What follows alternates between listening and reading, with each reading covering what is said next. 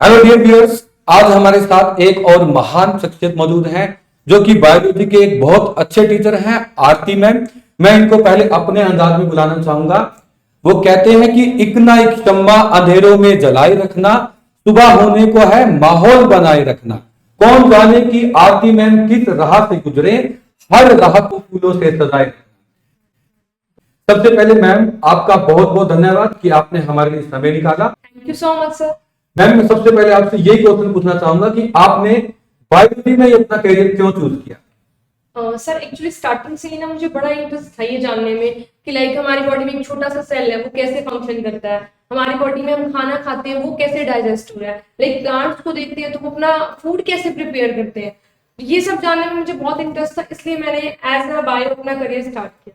Means आपने, क्योंकि जो बायोलॉजी है वो डेली लाइफ से रिलेट करता है, तभी आप आई थिंक आपने बायोलॉजी का अपना बिल्कुल करियर सर। चूज किया। तो मैम आप ये बताइए कि डेली लाइफ में हमें कहाँ कहाँ बायोलॉजी का यूज देखने को मिलता है? सर जैसे देखो हम जैसे खाना खाते हैं सर, तो वो कैसे डाइजेस्ट हो रहा है, उससे कौन सा खाना हमारे लिए बेनिफिशियल है, कौन सा खाना खाना चाहिए नहीं खाना चाहिए, हाथ धोने से मास्क पहनने तक सब बायोलॉजी पे डिपेंड करता है कि सर। वैसे एक टीचर की लाइफ में बहुत सारे इंटरेस्टिंग इंसिडेंट रहते हैं, तो क्या आप कोई ऐसा इंसिडेंट बता सकते हैं जो आपको याद हो? यस सर बिल्कुल।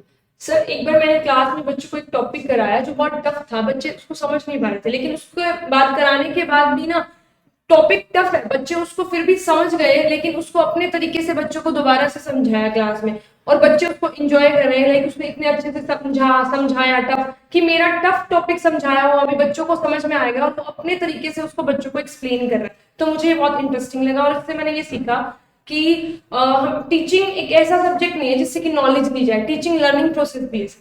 बहुत बढ़िया मैम। एक टीचर का एक स्टूडेंट के साथ ऐसा लिंक होता है कि जो स्टूडेंट होता है वो हर बात टीचर की मानता है, मतलब वो इन्वॉल्व हो जाता है।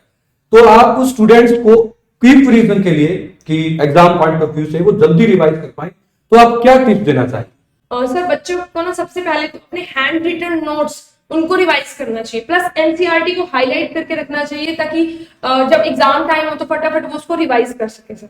मैम आप ये बताइए कि आप जो स्टूडेंट है वो पढ़ रहे हैं, लेकिन क्या कुछ आप बायोलॉजी के अंदर कैरियर ऑप्शन बता सकते हैं जो स्टूडेंट की को हेल्प करे? यस सर, डॉक्टर बन सकता है बच्चा, डेंटिस्ट बन सकता है सर, फार्मासिस्ट बन सकता है, और जैसे कि बायोकेमिस्ट्री में जा सकता है, और भी ऑप्शन है, टीचिंग, इवन टीचिंग भी कर सकता है सर बच्चा। जो एक टीचर होता है वो खाली टीचर नहीं, एक मोटिवेटर भी होता है।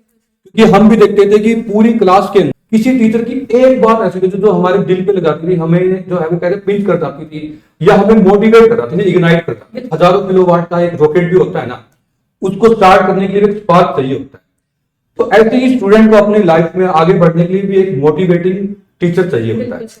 कोई एक मोटिवेटर चाहिए होता है। तो आप अपने स्टूडेंट्स को मोटिवेट कैसे करते हैं?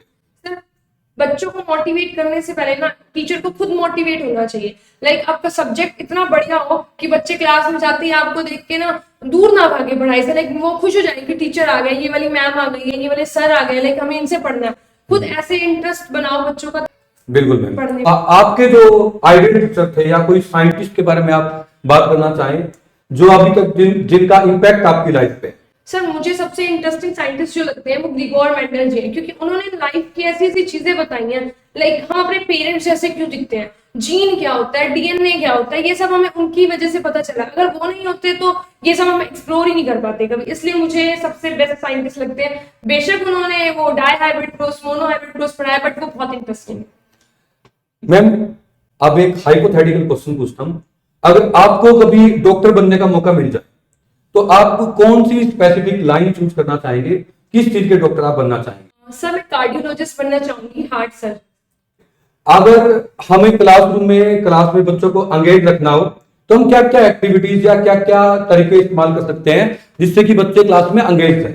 सर बच्चों को एंगेज करने के लिए ना रियल लाइफ से कनेक्टेड एग्जाम्पल देने चाहिए। अगर हम रियल लाइफ से कनेक्ट करके बच्चों को एग्जाम्पल देते हैं तो वो कभी भी भूलते नहीं है उन एग्जाम्पल्स को। बिल्कुल मैम। मैम आप ये बताइए, प्रैक्टिकल लैब्स के अंदर बच्चों को क्या चीज मिस नहीं करनी चाहिए?